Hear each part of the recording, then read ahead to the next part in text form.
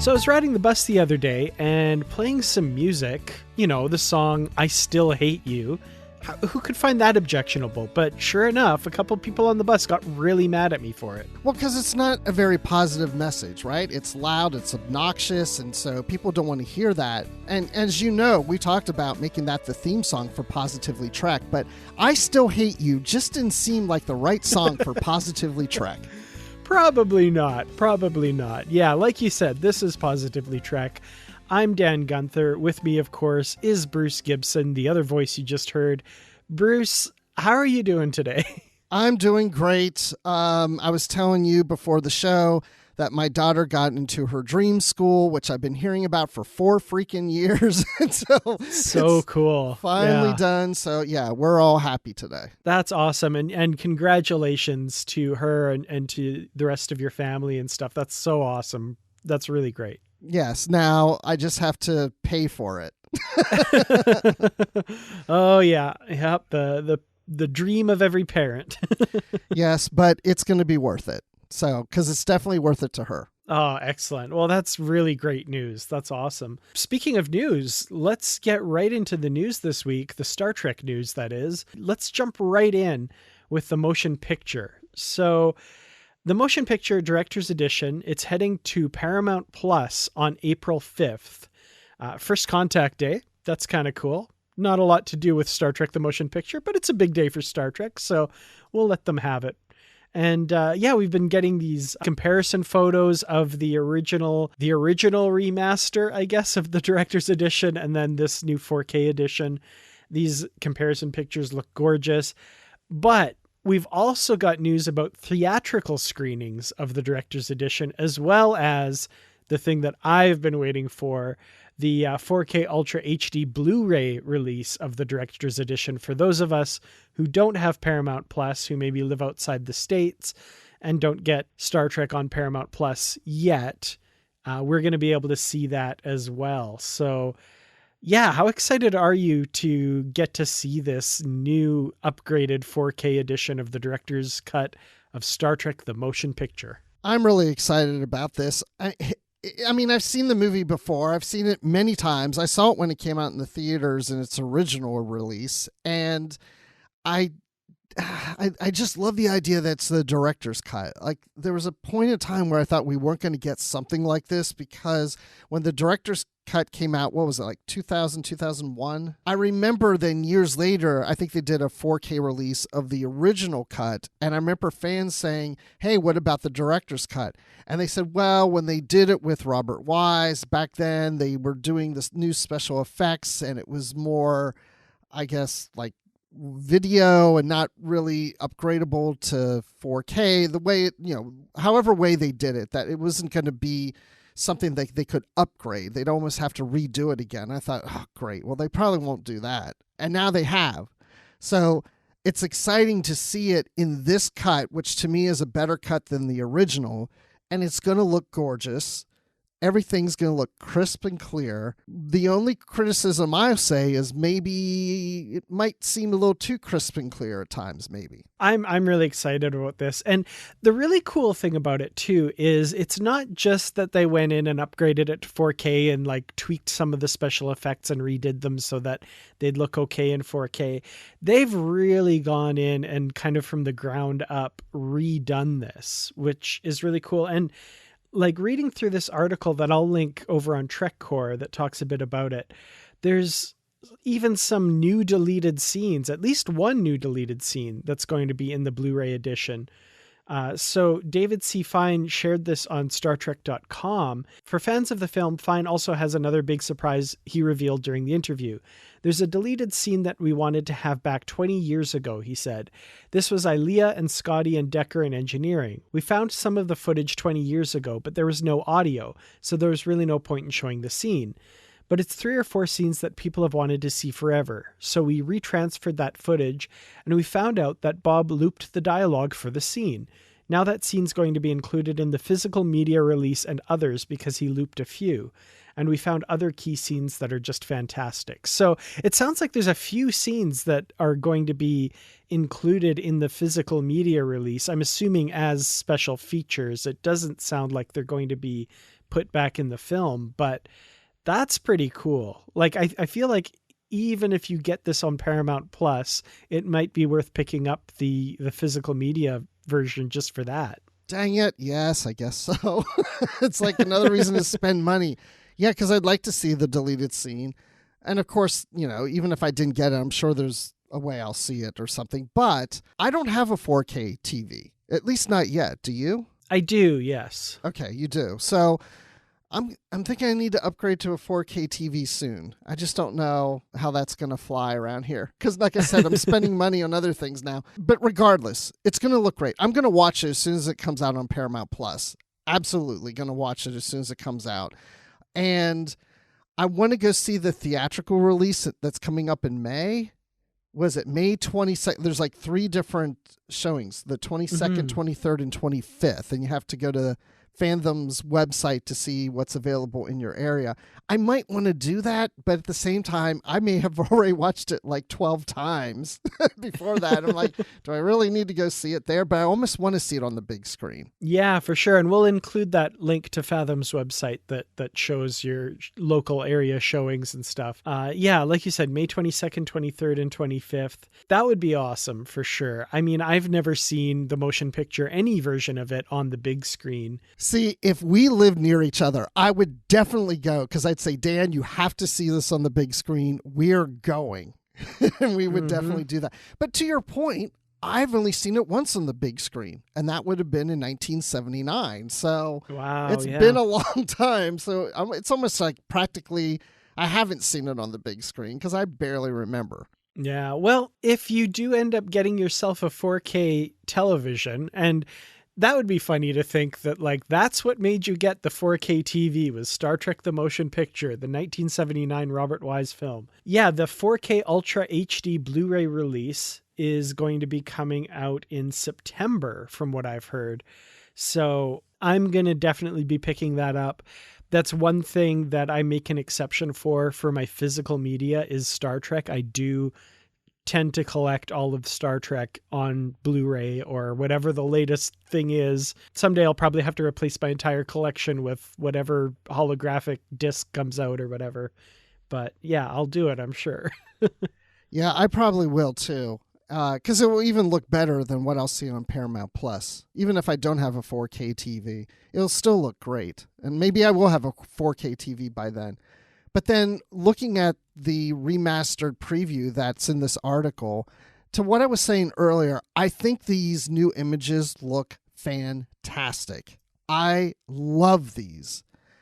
But there is a point where some of them almost look too clear to me. And I don't mean that in a bad way. It's just more of like, especially V'ger. It's like I kind of like in the original version when you see the big V'ger ship or whatever, it almost looks mysterious and cloudy and not real clear. And I like that. Where this is like colors and sharp images and I can see every nook and cranny in it. And it's almost like a little too much. Like I want it like it's something in between. But believe me, that's not something I hate. It's just a preference. That's all. No, I get that. Yeah. The mystery of it. And I kind of get that for sure.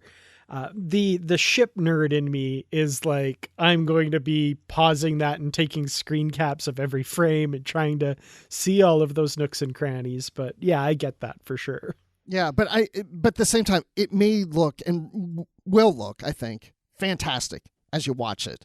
It's just, I think it's going to blow us away.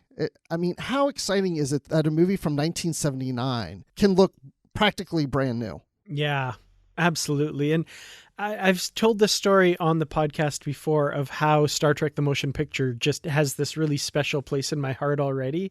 So every time it gets just this little bit of a facelift and gets sharpened up and freshened up a little bit more, I'm so happy. But then I want them to do this with the other films too. I mean, I know we got 4K versions of those, but maybe clean up some of the special effects, the matte lines and things like that. And I know this probably isn't popular, or maybe it is, but I do want them to do it to Star Trek V especially. You really want to see that rock monster at the end of that movie. Oh, man, I would love that. Absolutely love that. Yeah, for sure. I mean, I would definitely be there in line to watch it. So, well, I'm just thinking it might be a re-edit with special effects could really kind of help elevate that just a little more, that film. Well, speaking of Star Trek V, The Final Frontier, and the mastermind behind that film, let's talk about Star Trek Mission Chicago, because that person is one of the special guests that's going to be at that convention. And I've been wanting to talk a little bit about this convention on the show more than we have, just because it's the new official Star Trek convention. And probably the most important, the biggest guest they're going to be having at the show is, of course, our own Bruce Gibson, who's going to be hosting a panel there on Star Trek books. And we definitely want to talk about that, too. But yeah, this Mission Chicago convention, they've announced a whole bunch of guests. And I'm really sad that I can't make it to this year. A, because I won't get to hang out with you, Bruce, in person and be on that panel. And B, the guests they have, this looks incredible. There's some people on here that don't usually do a lot of Star Trek conventions. And also, I've never been to Chicago. So, I'd love to go for all of those reasons. Yeah, I mean, I wish you were going to be there for sure. I'm just picturing how a lot of people will come up to me and we'll be talking. They'll be like, "Oh, I wish Dan were here," because they're going to think of you when they're seeing me. And yeah, but at least I'm for me, it's just about the fact that I really haven't done anything big that's been fun in the last couple of years since COVID. And yeah, I've traveled a little bit here and there as my daughter was looking at schools. So we did get to go to New York and we went to Cleveland. And so I had a little fun doing those things. But this is just me chilling out. Originally, I was going to take my wife and daughter, but they can't go now because of other commitments. But it's just me chilling out, hanging out with a bunch of Star Trek fans and friends, and just enjoying a nice weekend out and doing fun stuff and talking Star Trek, and just living Star Trek. It's like I miss Star Trek Las Vegas. It's been years now, I guess 2 years, 3 years. I can't even remember since I've last been there. And it is Chicago, like you said. And I love Chicago as a city. And look, you're going to be there in spirit. We're going to be thinking about you. And who knows, I might even call you at some point. Oh, that would be amazing. I can't wait to hear all about this convention. The guests, like I said, they've got a ton going. I won't necessarily go through all of them, but we've got, William Shatner, George Takei, Kate Mulgrew. We've got Anson Mount, so a bunch of captains there. Will Wheaton, of course. Michelle Hurd from Picard. I would love to see her at a convention. Doug Jones, Anthony Rapp. Alexander Siddig is one that, I don't see his name on convention lists very often. And Bashir is one of my favorite characters. I'd love to see that guy. Issa Briones, Noah Averbach-Katz, friend of the show, I should say. Oh, and Annie Wershing, the new Borg Queen. She's been killing it on Picard the last few weeks, and she would be really great to see as well. Yeah, I'm anxious to see the new Borg Queen because, I'm loving what's happening on Picard right now. David Ajala, another one I'd love to meet book. How cool would that be? Yeah. And James Cromwell. I don't think that I've ever seen him, at least not on any convention that I had a chance to go to or anything like that. I don't remember seeing him as a guest. Zephram Cochrane himself from First Contact, or Farmer Hoggett from Babe. I don't know how you best know him, but James Cromwell is someone I'd love to meet. Yeah. It's just, it goes on and on, right? There's just more and more people every day. I'm sure there's people that have been added since we recorded this episode. And we even have Tawny Newsome and Jack Quaid from Lower Decks. And this will be the first time I'll see anybody associated with that series. And recently announced, too, is Ken Mitchell. And he was tweeting that this may likely be one of his very last conventions. Sadly, of course, with his battle with ALS. Huge part of the fandom right now. Ken Mitchell, of course, played Cole and Coleshaw in Discovery, and Aurelio as well.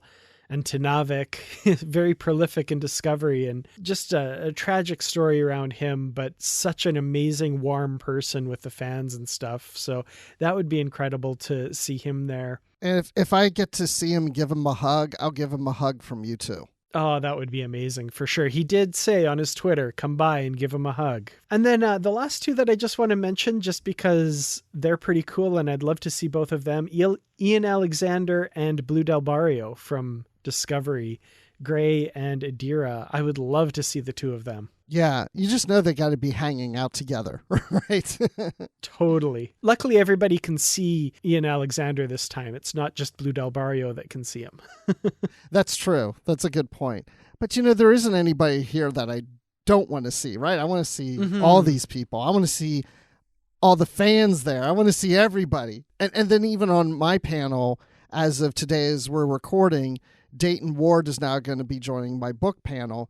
And we already have John Jackson Miller as part of that too. And so this has been kind of on again, off again. There's been people who are like, yeah, I'm on. Oh, wait, now I'm not coming. And other people saying, oh, I'm not coming. Oh, wait, now I am. So it's been changing. But I think we've got a solid panel now. I think we're at the final stages of putting this together. And it's Friday, April 8th at 1:45 p.m.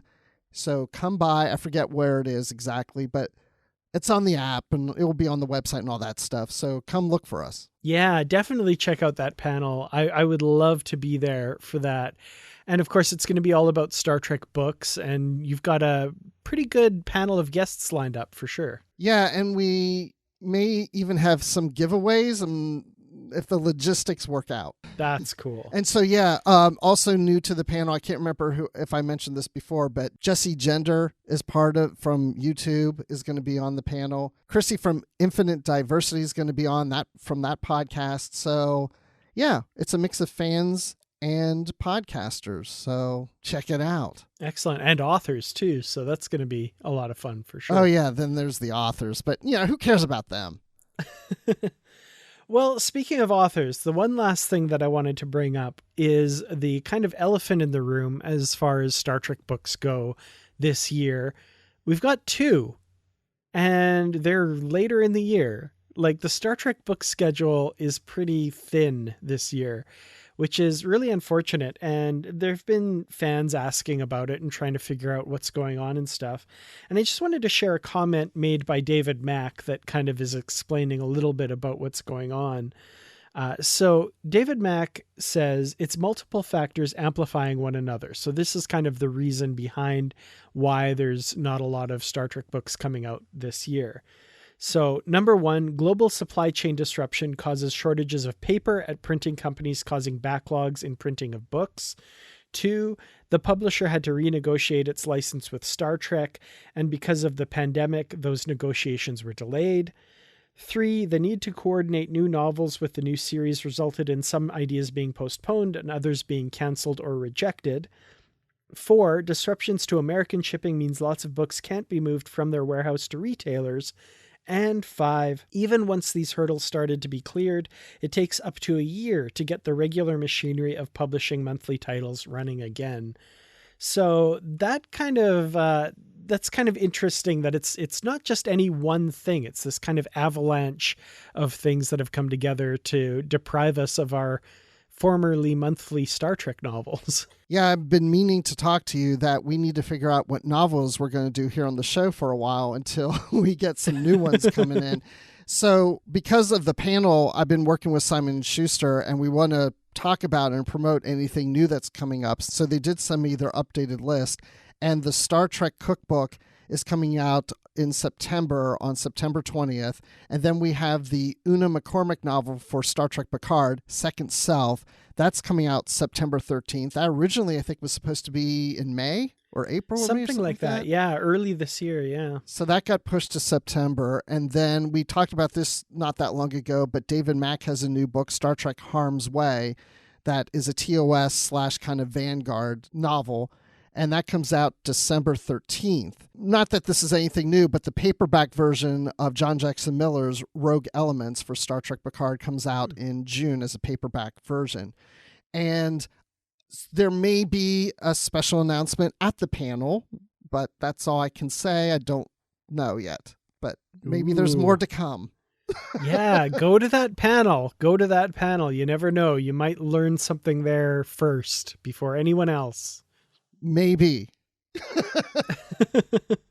Excellent. Well, yeah, like I said, Star Trek Mission Chicago, please go enjoy. I will live it vicariously through everybody telling their stories and posting stuff online. I can't wait to hear everybody's convention stories. I know we're all just aching to get back to conventions and stuff after these last couple of years. So, and while you're there, go to Bruce's panel and check that out. Well, let's take a brief break. And when we come back, let's talk about the newest episode of Star Trek Picard, Season 2, Episode 4, Watcher. Thank you to you, our listeners, for supporting Positively Trek, and to especially our patrons on Patreon. If you would like to contribute to Positively Trek and be a patron on Patreon, visit patreon.com/positivelytrek. You'll get perks like early access to episodes and bonus content. And for those who are in the higher levels, you get shoutouts and associate producer credits and much more. And speaking of shoutouts, let's give a shout out to Carl Morris, Joyce Marin, Jim Stoffel, Dave Garcia, Rick Young, Paul D. Kinnear, and John Blaber. Thank you all for your support. Now let's go back to the show. Humankind will change. You must be patient. You know who has the luxury of patience here? Someone who looks like you, and not like me. This world had more potential than I had ever imagined. But the hatred here, it never ends. Just swaps clothes. This century took off a hood and put on a suit. So episode 4 of season 2, and we're really getting into the story now. And this is something that I've talked about with regards to Star Trek in the modern era, at least the couple of shows that we've gotten so far, is this feeling that each episode is like a chapter of a book. And Star Trek Picard season 2 seems almost even more so than any season we've gotten before, where it really feels like the end comes at a point where I'm not expecting it. And I'm like, oh, I just want to get the next chapter now. This episode really felt like that to me. And we're right smack in the middle of this ongoing story of Picard and his ragtag crew back in time to fix whatever manipulation has happened to screw up the timeline. So, Bruce, you've had a chance to watch this episode a couple times. Is that right? Yeah, I watched it the morning it came out on Thursday on Paramount Plus, and then I watched it. We're recording on a Saturday, so I watched it about 3 hours ago with my wife, who just saw it for the first time. So it's a bit fresh in my memory. Nice. Well, I might be relying on you a little bit because I just watched it the one time so far. Of course, I always like to watch them a couple times, but I haven't had a chance to watch it a second time before we record. But it's still pretty fresh in my mind because there's some really memorable things in this episode. And also a lot of things that have been generating a lot of fan speculation / debate / argument / ranting online. So we'll probably get into some of those things for sure. That's why I'm really looking forward to talking about this episode, because unlike most episodes of Star Trek, this one has me thinking a lot about different things that I go, oh, I want to talk about that. Oh, I want to talk about that. Usually when I watch a Star Trek episode, there's like, a few things I think, oh, I'm looking forward to talk about this. And I think about this one, there was a bunch of things. And even watching it the second time, where it was my wife's first time, she was asking me more questions at the end of the episode than she usually does. So, yeah, there's a lot going on in here. Interesting. Well, I have a feeling about what part of the episode we're going to be doing a lot of that focus on, and I'm excited for that. But let's talk about the beginning of the episode. I've got some rough notes. We'll kind of go through this episode. So we've got Picard and Jurati at Chateau Picard, where they've crash landed here. And we find out that the chateau is abandoned at this point in time, which is why it was safe for them to kind of crash on the land there. And we learn that the chateau was used as a base by the occupying Nazis during the Second World War in France there. And the Picards hid in the passageways beneath and fled after World War II and won't be back for generations. And one of my favorite moments, and I had to pause because it was just like, I can't believe they just did that. was when Girardi asks, "Oh, where did they go?" And Picard says, "Oh, England." And I'm like, just like that. Just like that. They've explained Patrick Stewart's accent, playing Picard with a British accent. After all these years. I love it so much. I do too. I thought, oh, that's a brilliant idea. I never even thought of it. In my kind of headcanon, I just thought, well, maybe he had relatives from England that just kind of settled there at the chateau, and maybe that area of France in the future, there's a lot of people from England that settled in that area, and so it more is heavy on the British English accent more so than the French accent. I don't know. But yeah, to think that this has been, in their family for generations, you wouldn't think that they would have these kind of English accents. But then it makes sense that they were there, they're French, and they left.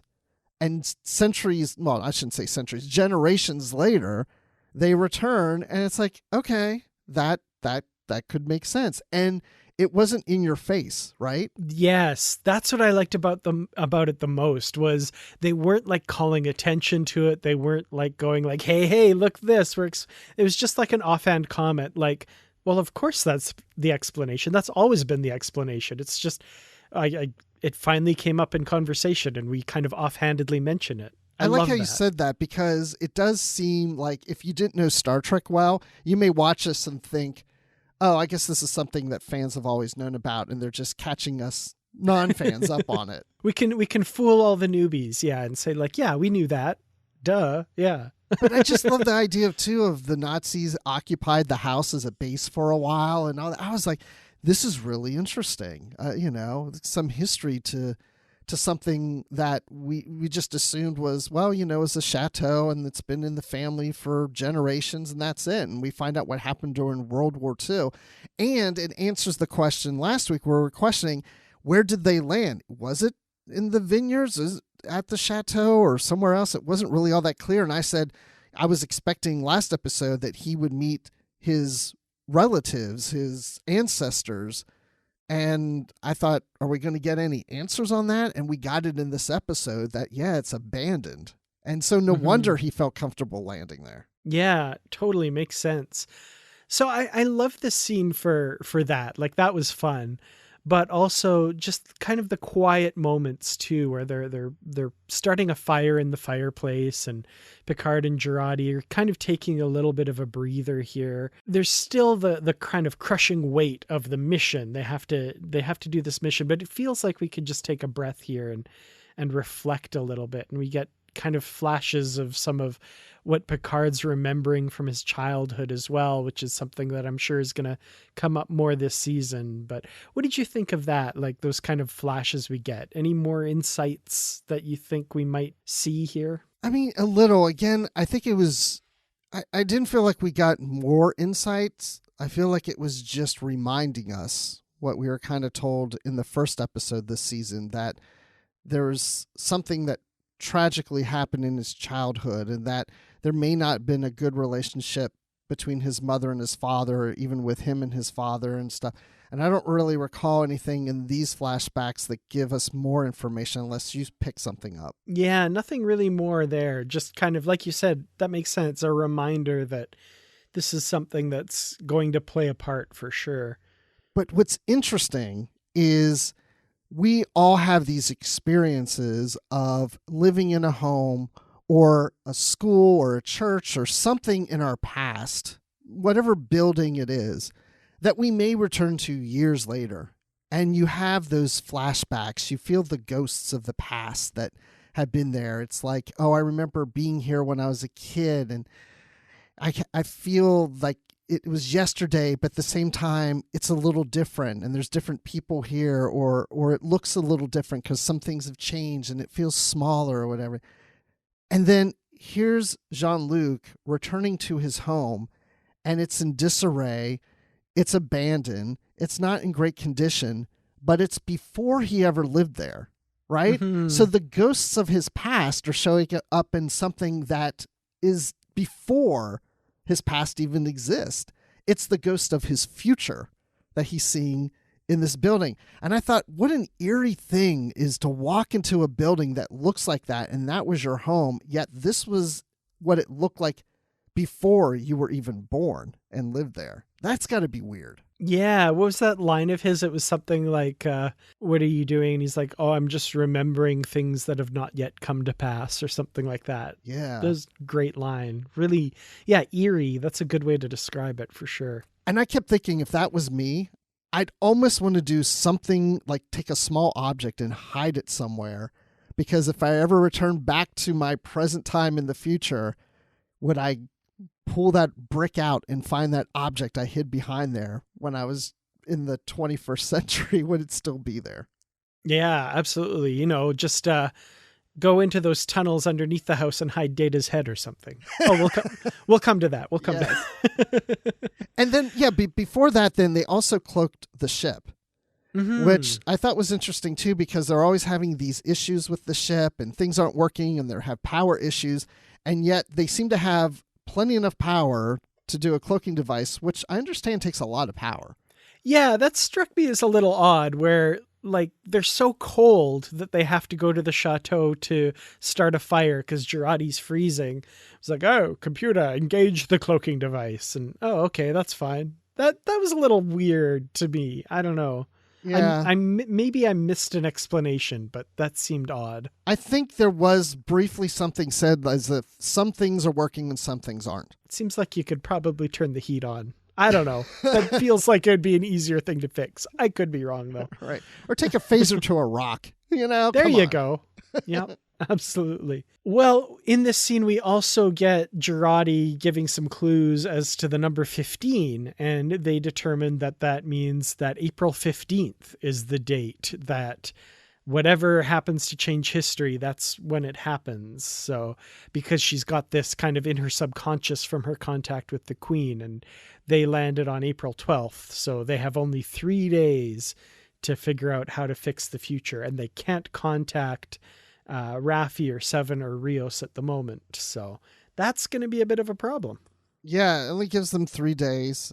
And I did think it was a little convenient that Picard picks up real quickly that she's pointing out 15 on different things. But then I thought, well, yeah, maybe, because especially if she puts down the book and he just looks down and it says 15, and then she hands him a bottle of wine and it says 1950. Yeah, maybe. Those two I could understand, but like the abacus, was he really counting as she was moving the things? That's like what I 1, thought. 2, 3, 4, 5. No, that what? Yeah, that seemed a little convenient, like you said. And then he counts at 15. Okay, I'll remember that. Well, let's move on to Raffi and Seven, and they're hunting for Rios because they detected his comm badge in the last episode, and they find the clinic that Rios was taken from and learn that he's been abducted. I really enjoyed a lot of Seven and Raffi's adventures here. And actually, first thing we should talk about is them on the bus, which I alluded to at the start of the episode, where we see a very familiar character listening to an updated version of the song I Hate You from Star Trek IV: The Voyage Home. Kirk Thatcher as the punk on the bus, returning as the same character. How cool was that? That was so much fun.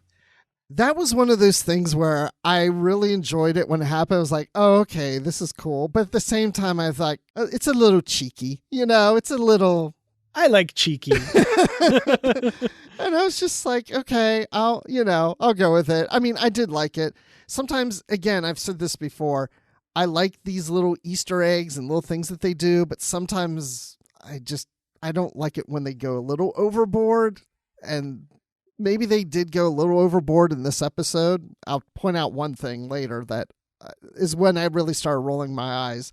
But no, but I enjoyed it. What I was really concerned about was when I watched this with my wife. She remembers everything, okay? When we're watching this and he comes up on screen, I'm looking at her to see her reaction, and she's just watching it and has no reaction to it. And then I paused it. I said, do you recognize him? Do you know what that was about? She's like, no, what? I said, Star Trek IV. Remember on the bus? She's like, no. I said, yeah, Kirk and Spock. And he was, she didn't remember that scene at all. I was like, so after we watched the episode, I had to play that scene for her to know where it came from. She still didn't remember it. Now, of course, she doesn't watch the Star Trek movies nearly as much as I have and what I do, but she never remembered that. So it didn't, to her, it was just like, oh, okay, this guy's on the bus making music and, just shows how obnoxious we are in the 21st century. Yeah, see, I like that, though, because it's not, you don't have to know about all this stuff to just enjoy it as part of the scene. But for the uber Star Trek fans that remember that scene and remember that character, it's such a nice little tie back to that. And the fact that Seven pretty much says the same thing Kirk does, which is, would you mind shutting off that damn noise? And you can see the kind of recognition on his face, and he reaches up to his neck. He's like, I'm sorry. I just really like the song. I'm sorry. And he's also wearing that collar with all those spikes that I'm sure he started wearing that after that because of the Spock neck pinch. So that was a fun little, like you said, cheeky moment. Yeah. And I enjoy it. But at the same time, then I get all logical about it, right? It's like, okay, why would somebody have a boombox in 2024 on a bus? It's just, and then of course I'm playing in my head, I'm like, well, it could be many different reasons. It could be that this guy has always been obsessed with the 80s and hates AirPods and all, earphone, all these things, these devices. No, he likes to be old school, Or I thought maybe he's this guy who's now middle age or whatever, and he and his friends sometimes get together and do 80s hangouts and 80s parties, and he's on the way to the 80s party, so he kind of got dressed up in his kind of 80s punk look with his boombox, because who do you ever see with a boombox anymore? I think you're overanalyzing it. I think it's a fun little Easter egg for the Trekkies. Well, no, I know, but I'm just saying, if I'm looking at it as in story, it's why would this be here? But my point is that we never know the background to something. There could be a million different reasons, logically, why this man would be on this bus looking like that with a boombox. Mm-hmm. Yeah, he just likes to tick people off. It could be, yeah. Or he's one of these guys that's around the, Grauman's Chinese theater that's trying to get people to take pictures with him and get a little money. And he's on his way there. I don't know. Yeah, could be. I love that it's Kirk Thatcher. I love that they got him back. Of course, one of the producers on Star Trek IV, The Voyage Home, and he played that original character back then. That was great. Yes, yes. I'm so happy for that. I knew right away. I'm like, that's him. That's him for sure. But I want to come back to Punk Guy later on, and I think you might know why, but yeah. I think so too. Yeah, we'll get back to him. We will, for sure. Well, yeah, we've got, this Seven and Raffi talking to the cops. That was kind of fun. Raffi's getting in the cop's face, trying to get information, and Seven's being like, you're doing wonderful. You're good service. Raffi, stop it. Let's go. That was kind of fun. I enjoyed their whole interplay. And from there, they steal an LAPD police vehicle to try and chase Rios down. That was an interesting, we get a bit of a car chase with 7 of 9 at the helm, as it were. That was probably my least favorite part of the episode. It just the way that Seven's reacting, it's like, okay, she's driving so fast and all over the place. I know they're kind of in a hurry, but especially when she's getting out of the parking lot, it's just slowly get out of the parking lot. Don't call a lot of attention. Like Raffi's like, you're calling, you're going to cause, attention or gather attention of us. And just drive around. But my wife, I forgot to ask her after the episode about it. But during that scene when they're driving around, at one point she went like that. And I thought, oh God, is she like, okay, I'm over this whole driving thing. But again, it wasn't that it was bad for me. It was just, it seemed a little over the top. But I like the interchange between the characters, going back and forth. And when Girardi finally, they get on the comm with Girardi and she's like, you guys need to kind of work things out and, be in sync and all that. Yeah, that was a fun bit. And we, of course, saw that in the trailers. You need to be on the same page. You need to communicate better together. They yell at her in unison. Oh, there you go. That's fun. Yeah, that was kind of a bit action-y, tropey. I wasn't that invested in it so much as, the fun bit at the end, of course, is that Girardi and the Borg Queen working together That's weird.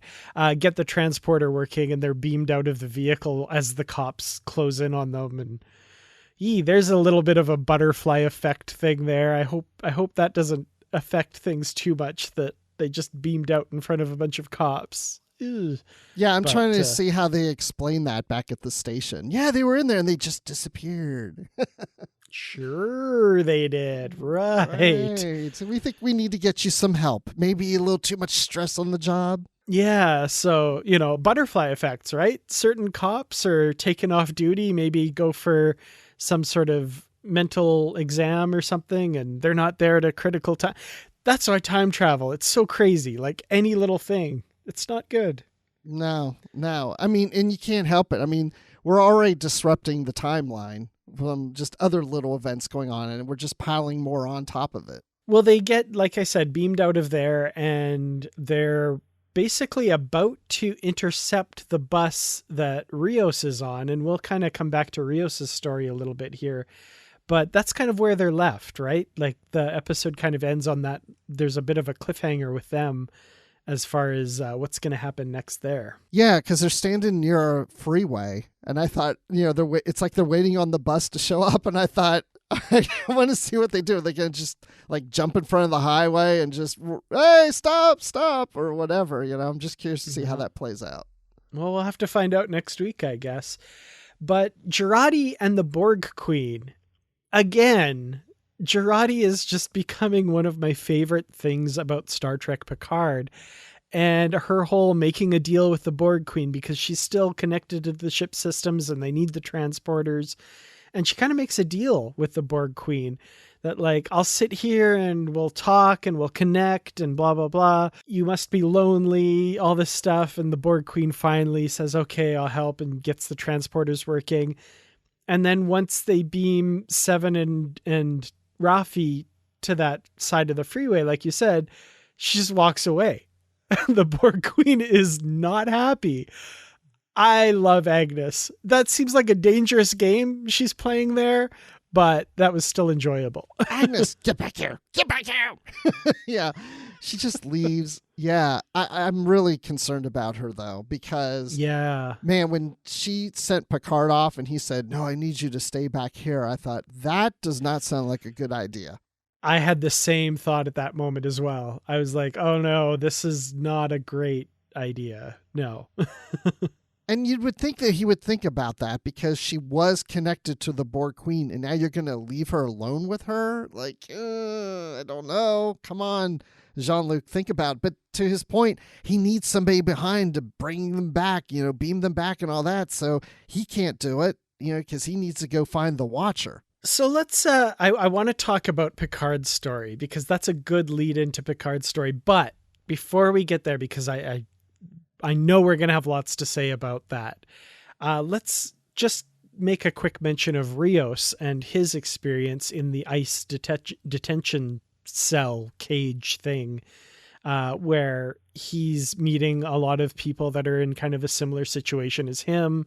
And the doctor that was treating him, she's, of course, an American citizen. So as the woman at the start says, she'll probably be detained longer than she should and then just thrown back, and eventually that is what happens.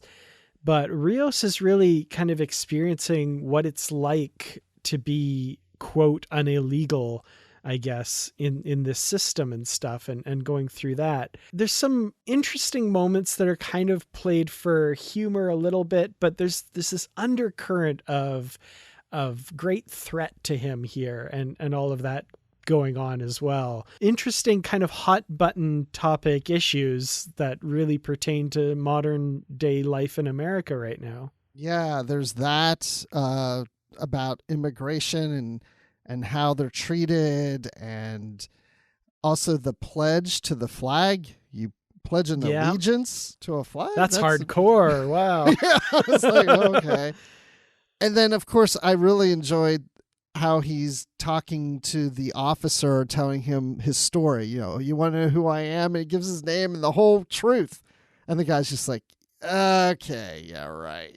And it does, but when you hear him play out really what we've seen so far in season 2, it sounds ridiculous. Mm-hmm. My name is Captain Cristobal Rios of the USS Stargazer. I'm on an exploratory mission to seek out new life and new civilizations. Yeah, he goes through the whole thing. And I was waiting for that moment when he's on the bus later. I was waiting for the guard to call him Captain. And he did. He's like, oh, you're going to see what's going to happen to you now, Captain, or something like that. Yeah. I was like, oh, okay, he's memorable. Anyway, the story's made him memorable. I don't know if that's a good thing, though. Yeah, and I like even earlier, and then I think even during this scene, you know, his nickname now is Crystal Ball, so that was kind of funny too. But yeah. I don't know. I guess I was really hoping to have more of Rios in this episode from last episode. I mean, I know we're going to get more of him as we go along, but I wanted more from him. I guess I wanted him out of there and maybe on to the next thing, which again will happen in the next episode, I'm sure. But yeah, I love the situation that he's in right now and how he's just kind of rolling his eyes at the way things are in the 21st century. And it's like, really? Is this what you people do? Okay. Yeah, I'm worried for him. Like, if they deport him, where are they going to send him? Like, they don't even know where I don't know. Anyway, that whole thing.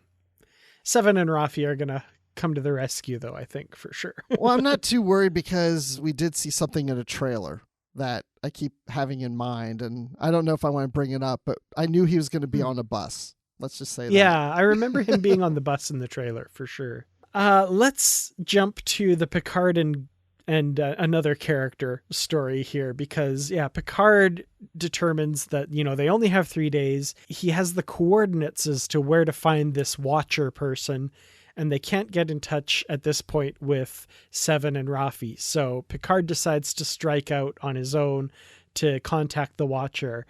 And so he's beamed to these coordinates, and he sees that, just like the bar in the 25th century, he sees that it's number 10 Forward Avenue.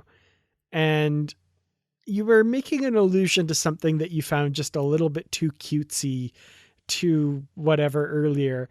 This might be what you're referring to, because this was mine for sure, where I'm like, okay, I get that in the 25th century, maybe Guinan went to that bar or you know, picked that place as an homage to the Enterprise D's lounge 10 Forward, but this exists way before that. So like the lounge on the Enterprise D is an homage to this place now.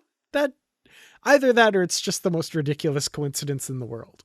I think that it's either, in my head, I'm thinking two things. It's the homage that when she gets on the Enterprise, it's an homage to this bar, that she comes in the Enterprise and says, hey, Picard, you need a bar. And he's like, okay, where can we put one? And she's like, how about the 10th deck forward? You know, and they build a bar for her on the 10th deck forward and call it 10 Forward after her bar. Maybe, right? That's one idea. The other thing is I thought, well, maybe she, when establishing this bar, and she comes upon it, like she's going around looking at different locations. She's with a real estate agent. They take her to this, and there's something about the 10 and the Forward, and there's just something that's just telling her that she should, you know? Because just like when he reveals his name to her, there's something about, she knows the name. Why would she know the name?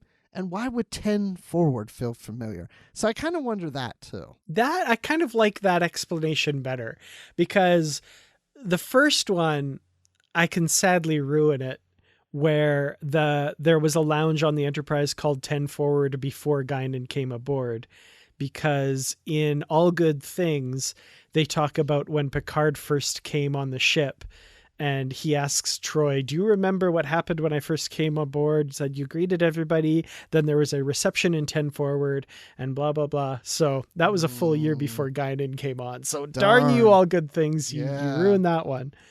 But I like your second explanation, and I hadn't thought of that. And that makes sense. I like that. Yeah, because, I mean, she's just that, you know, she just senses things, right? And so there may have been just something about that location that she just felt right. Yeah, well, like we say, Guinan, Picard goes into 10 Forward and meets Guinan, and This was interesting. I do have to admit, and I've admitted this online, when Guinan comes out, it was a little bit of a record scratch moment for me, where I was like, wait, that's not, I don't know how I feel about this. But I do have to say that Ito Agayer, I'm not sure if I'm pronouncing that right. I'm actually sure that I'm not.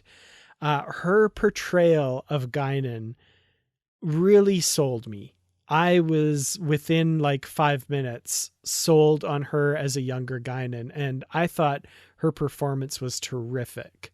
What did you think of her as Guinan? Same, really. I mean, I was sold right away. As soon as she appeared, I was like, oh, okay, we have a different actress playing Guinan. Okay. And it didn't take me long to just accept that, and it seemed like Guinan. It seemed more of a agitated, bitter Guinan, but that's because of the situation Guinan is in at this moment. But she felt right. She just felt right. I mean, it's just like any time you get a new actor playing the part of a character we're familiar with. I mean, sometimes, most of the time, I think they get casting right, but sometimes maybe not. But this one, I think they definitely got it right. Yeah, I agree. And even just like little touches, like, first of all, her hair, I think, is so cool. But also just the way that it flares out a little at the sides, at the top of her head, just kind of echoing the like typical Guinan hat that she would wear later. It's like, oh, it's nice. Just a little hint of that just gives her that kind of feel. And then, yeah, like her performance, she just channeled Whoopi Goldberg's Guinan very much at a different stage in her life, you know, not embodying the same kind of calm centered wisdom we know of Guinan, but still just really giving me Guinan vibes. When we talked about the first episode of the season, you made the comment that Whoopi Goldberg's character of Guinan says that, well, she went ahead and, you know, aged herself a little because people feel a little uncomfortable when you never age, you know. And you're like, I didn't know if they really needed to do that. And I agreed. It's like, you know, okay, Whoopi Goldberg's a little older, of course, but we'll just accept that she's still Guinan. She really hasn't changed. You know, we'll just kind of give a pass at that. And so when this scene first came on, I thought, if they had done it the way we said, just accept that Guinan still looks the same, even though Whoopi Goldberg's a little older, we could have Whoopi Goldberg in this role, in these scenes. But I'm going to tell you, I don't want to say I could care less, but this actress brought me in immediately within like seconds, maybe, but to the point that I'm like, I don't care.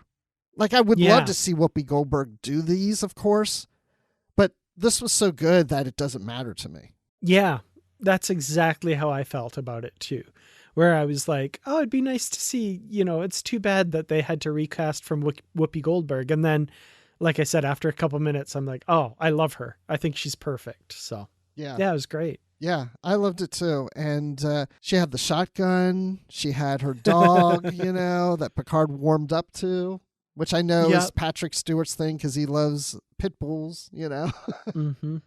I loved the look on her face when Picard just like reaches out and pets them. She's like, she doesn't usually do that.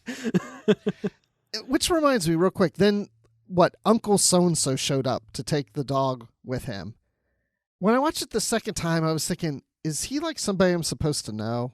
Or is he, I don't know. It was just the way it was done. It was like, is he like somebody that I should go, oh, that's so-and-so playing that role? Or like a cameo of someone. Do you know? It was Brian Quinn was the actor who played him, and Trek Culture, their video kind of called him out as a bit of a cameo. He's a comedian, and he's best known as a member of the comedy troupe The Tenderloins, starring in the television series Impractical Jokers.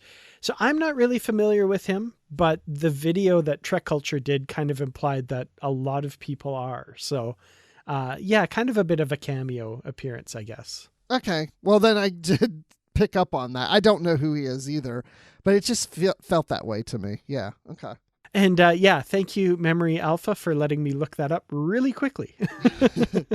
Yes, Uncle Dale. Yeah. So let's talk a little bit about the elephant in the room that a lot of people have been discussing online.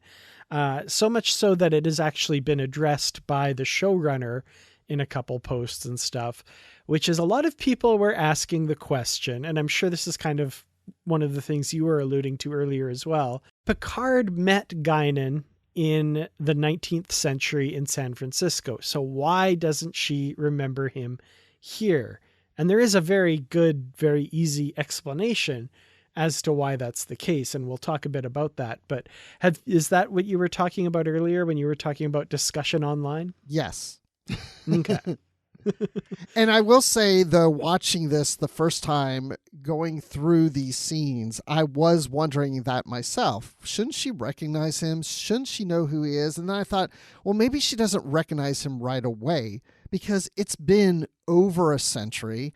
And I mean, my gosh, I meet people last week that I don't even remember unless they remind me who they are, right? So I'm like, maybe she's just not remembering who he is. And then once he reveals who he is, she might go, oh, you, yes. So that was running through my mind at first. Yeah, I have to admit, when I first saw this, I was kind of like, shouldn't she recognize him? And then when I had time to kind of think about it, I came to the same realization that the showrunner talked about later, which is, of course, this is an altered timeline.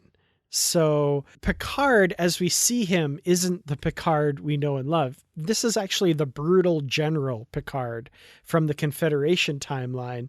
And in that timeline, nobody went back in time to the 1800s. And like Picard certainly didn't, to meet Guinan and stuff. So that never happened this time around. So, the characters we see are not the characters from our timeline. They just have all the memories of our timeline characters in them. But this is an altered timeline, and the future they came back from would be the future that Picard didn't come back from to the 1800s. So that never happened in this timeline. Yes, exactly. I'm just trying to think how I want to say this. My explanation was very complicated and horrible. And so. Well, no, you're saying this is an altered timeline, and I agree and not in a sense, because I know there's people who are listening, and I've seen some of this online where people say, no, it's not an altered timeline. It's not altered until the 15th, right? Mm-hmm. But to your point, the future is altered. So if the future's altered, then the past, which is our current timeline, where Picard goes back to the 19th century, didn't happen. Mm-hmm. So the timeline hasn't been altered yet, but it will be altered, and that's why the past didn't happen, if that makes sense. Yeah. Because the point that Picard would have traveled back from to the 1800s, that's in the future after the change. Right. So that's been altered. Right. Which Exactly. retroactively alters the stuff before, because that's where he came from. So, yeah, it's kind of one of those things where you kind of get the Austin Powers moment. Oh my, I've gone cross-eyed. It's like, I suggest you don't worry about it and just accept that that's how this is working right now. Which, yeah. You have to think of it as Q erased TNG. The only thing he didn't erase was these characters' memories of TNG. So if you erase TNG, there's no way Picard traveled back and met Guinan in the 19th century. So, and there was no meeting with Mark Twain and all that. So, because it was erased, and that's what we're trying to do, is reestablish that future that was erased. Exactly. Yeah, absolutely. It's kind of like when Simon Pegg was talking about the Kelvin timeline and how like events from before the destruction of the USS Kelvin could be different from the Prime timeline. And he said events ripple through the timeline in both directions with the change. Yes. And I did not get that at the time. I was like, no, that doesn't make sense. That's ridiculous. Anything that happened before then should be unchanged. And then Star Trek gave us this example, and I'm like, oh, yeah, okay, now I get it. Now I see how that can happen. The events ripple backwards and forwards through time because of other time travel incidents that are now erased. So, okay, now I get it. Yes, and now we could spend a lot of time going through different things in Star Trek where there was time travel involved, where now that didn't happen with whatever, the Borg that came back in time. Like we could go all day with that kind of stuff. I wonder what Guinan knows in the future. When the timeline is corrected, will we see Picard at the end of the season go see the older Guinan, and will Guinan remember the meeting that they had that led to this corrected future, which I would assume she does. That's interesting. Yeah. I'm curious about that too. So the other thing that people have brought up, of course, is something that we already talked about, which was the punk on the bus. And I mean, it's not spelled out, so you could explain it different ways, but the assumption is for us fans that when he touches his neck, he's remembering getting neck pinched by Spock.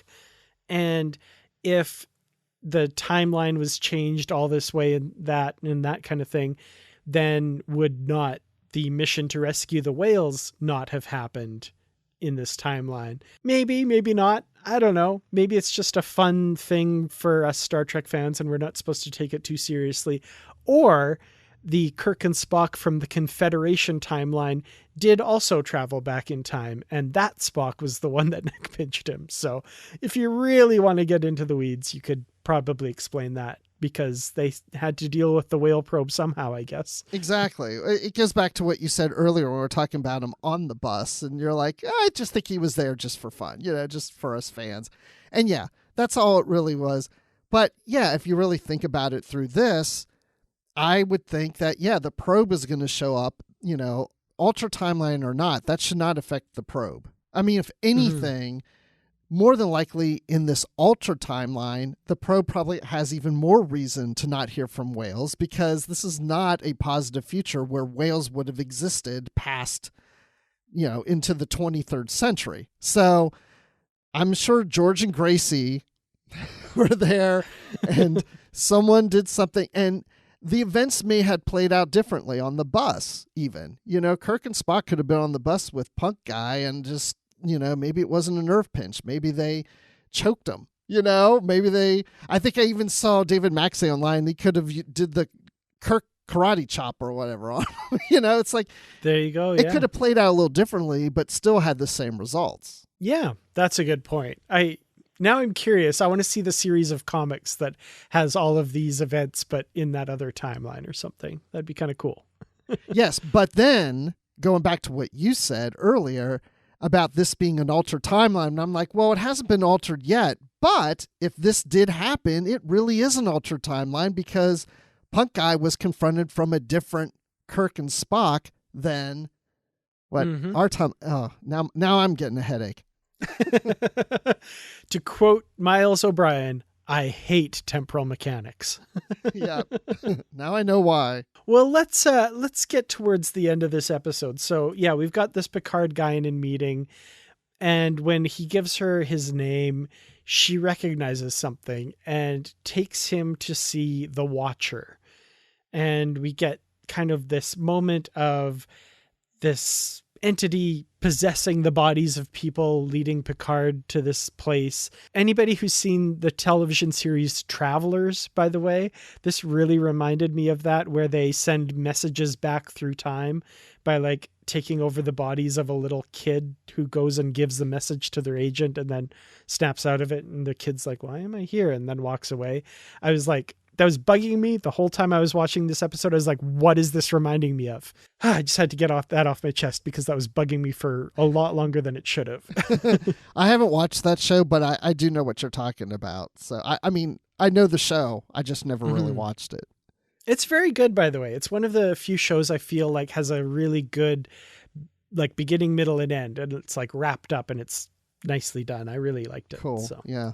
I'll put that on the list too. Well, Picard gets led, like I said, to the Watcher, and the Watcher, her back is to Picard, and she turns around, and it's Laris, maybe? It's Orla Brady, anyway, but with rounded ears. She's not a Romulan. What's going on? I don't get it, and I'm so curious as to what this is all about.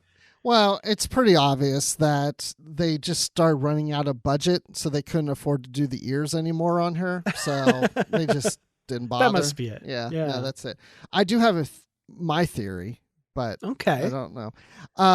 I think it kind of leads to what I was saying last week about Gary Seven, and I think that this is ISIS, and I think that ISIS took the form of Laris so that Picard will follow Laris. But then you would ask, well, then why Laris as a human, not as a Romulan? Because Laris is standing in a park in the 21st century and doesn't want to, call attention to pointed ears and such. And so takes on the form of Laris, but in a human form to attract Picard to follow her through the door. Makes sense. Yes. Interesting. Well, yes. So Gary Seven, there was a couple things that twigged me on to the idea of Gary Seven and his people too, because Guinan says they call themselves supervisors. They're kind of guardian angels, blah, blah, blah. Gary Seven was supervisor, I want to say 197 or something like that. That was his title. So I was immediately thinking like, oh, is this Gary Seven's people? Because that was kind of in the list of aliens that are around during this time that maybe shouldn't be there. And then at the end, when they beam away together, that doorway with the smoke, that's totally Gary Seven's transporter type thing. So I think we're definitely onto something with that guess there. And Guinan keeps referring to the Watcher as she. Mm-hmm. And so I thought, well, maybe it's not Gary Seven, but somebody like Gary Seven. Oh, yeah, no. Yeah, when I say Gary Seven, I'm making shorthand. Like, obviously, It's this Orla Brady's character is the Watcher they're talking about. It seems, anyway. But then I thought, is ISIS, because I'm saying that I think this might be ISIS, is ISIS the Watcher, and the Watcher takes Picard to Gary Seven? I don't know. Maybe. I was just, and it may not be Gary Seven. I'm not really too convinced it'll be Gary Seven, but I really think that this is ISIS, also because Laris doesn't say anything. Just like ISIS, when we saw her in human form in Assignment Earth, didn't have any dialogue. So that's where I am today. We will see on our next episode if I'm right or not. Or maybe we still won't know by then. Well, I definitely think it's I keep saying Gary Seven's people. I know in non-canon they're called the Aegis, but I don't think they've ever been called that in canon. So yeah, I don't know. I'm curious to see where that all goes. But we do also have one other scene here at the end that I want to talk about, and it's Q, and he's in the company that's doing the space exploration. He's in a jumpsuit or jacket that has that on it, and he's observing a young woman, and he snaps his fingers like he's going to make a cue change of some kind, whatever it is he does, but it seems to not work. And he says, "How unexpected and unfortunate." What is this all about? What's going on there? Yeah, I really don't know.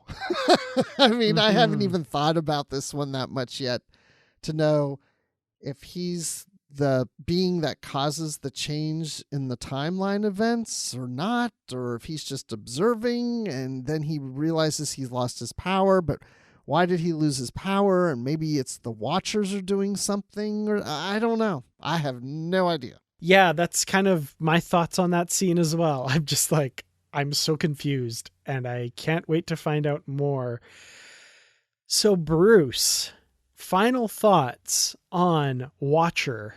So as I said at the beginning of this episode, I had a lot of thoughts. I've been thinking about this episode a lot more than I think of other episodes, meaning I'm just spending a lot more time thinking through things. And a lot of the stuff we talked about is what I thought through. And there's all these little Easter eggs in there that are fun, but sometimes like I said, it goes a little overboard for me, but I think we're supposed to also have fun with this episode in the sense like Star Trek IV, The Voyage Home, we're supposed to laugh and have fun at the situation that our characters in this. I think this is supposed to be not to be as funny and as humorous as that movie is in those situations, but to have fun with the fact that we can put all these Easter eggs into the 21st century and see how, it's like fate just kind of makes these things happen. There's just so many coincidences. And I think it's supposed to be fun. And like I said earlier, kind of cheeky. And the thing that really made me roll my eyes at one point where I'm like, okay, enough of the Easter eggs, was the cop car that had the license plate with all the 9s on it. Did that stand out to you? No, I didn't notice that. Because in the car chase, you keep seeing the back of it, and the license plate is 999-999-72. And I thought, oh, 6 9s, and if you add the 7 and 2, that's your 7 9s. And 7 and 9 is driving the car, right? I did not notice that. That's funny. I noticed that immediately. I'm like, oh, really? Come on. 7 and 9's driving a car with all these 9s on the license. Okay. There is a license plate outside of Guinan's bar that says Season 2, Episode 1, which was the first episode of TNG that Guinan showed up in. Oh, cool. So that's kind of fun. Did you see Floyd's Barbershop? Yep. I saw Floyd's Barbershop and also the City on the Edge of Forever boxing poster. Yes. And the 21st Street Mission, which was Edith Keeler's organization as well. When I watch City on the Edge of Forever, I'm going to think, oh, this is where Guinan then opens her bar. That's on the other side of the continent, though. That's in New York. Oh, that's right. Oh, well, again, cheeky. But those things are fun and I enjoy them, and like they're little Easter eggs. So that's a little fun for us. But story wise, the whole time travel thing and thinking through things and seeing this actress play Guinan and what a fabulous job she did. And like you said, Girardi and the Queen and Seven and Raffi and their interactions together. And like I said, I would like to have a little more Rios, but the thing is, I mean, it's just hitting on all cylinders for me right now. It's like you said, we're getting into the meat of the story. So all that being said, I'm going to give a rating of 9 out of 9 for 7 of 9 on the license plate. Nice. Yeah, I'm really enjoying this ongoing story. I'm finding it hard to, again, as I said at the top, kind of separate this episode out as a singular episode from the ongoing story, just because it all feels like chapters in a book. But I really enjoyed this entry. I thought Ito's performance as Guinan just was killer for me. Something that could have broken the episode for me because Whoopi Goldberg is Guinan, right? But it worked. I really enjoyed her performance. I thought it was wonderful. I believed her. I absolutely felt my heart break when she was talking about, the people around her killing the planet and stuff. I was right there for that. Great stuff. And then just the little tantalizing bits that we get at the end that make me really want next week's episode, like right now. But at the same time, I'm sad because next week's episode is halfway through the season and I can't believe we're already there. So this season has been going amazingly so far. This episode, another terrific entry. So I'm going to have to give it 5 out of 5 unnecessary phaser blasts because she could have just opened it with a tricorder. Come on. There you go. Yes. That was cute too. I like that. That's so Raffi too, Just so because. Raffi. Just because, But one thing I wanted to mention real quick that I forgot about Guinan is I saw someone's review that stated about this didn't feel like the right Guinan, the younger version of Guinan, that she's been around for such a long time and she's wise and she's been all these different places and she has viewed history for many decades and centuries, whatever, on Earth. Why this moment that really just pisses her off? Like, things are worse now than ever before. Come on. I mean, she should know to be patient, to know that things take time or whatever. But if I was talking to that reviewer, my point on that is the difference is that Guinan does sense things that change. And she knows that this future, so far that's happening in this timeline, is not going in a good direction. It's going in that alternate direction. Now, had this alternate timeline not been created by Q, she may not have felt this way. She would sense that things are going to get better. But right now, she knows things are not showing up to go well at all. She can sense it. So that's why there's a difference. That's a great point. And I believe I know the review you're talking about. And there was another point in there as well that this Guinan has seen her own world destroyed by the Borg. Well, let's be honest, probably not yet, because that happens way later. She's on a refugee ship escaping that. But even putting that aside, I would say the difference between seeing an outside force destroy a planet and the people living on that planet doing it themselves, I find the second one way more tragic and heartbreaking and would make me much more angry than the first one. So I didn't see that as an equivalency. And also, I think back to things that I thought and the way I felt about things 20 years ago versus today. And I feel that I'm a completely different person than I was 20 years ago. And this is hundreds of years for Guinan. So she can change. You know, people go through things in their lives and go through changes and stuff. So I think saying that she's changed over the course of a few centuries, yeah, duh. Absolutely. I agree 100%. Well, when people want to agree with you 100% on Twitter and other places online, where can they find you? I'm on Twitter at Admiral_Rex. That's Admiral with the underline Rex. I'm also on Instagram as just Admiral Rex.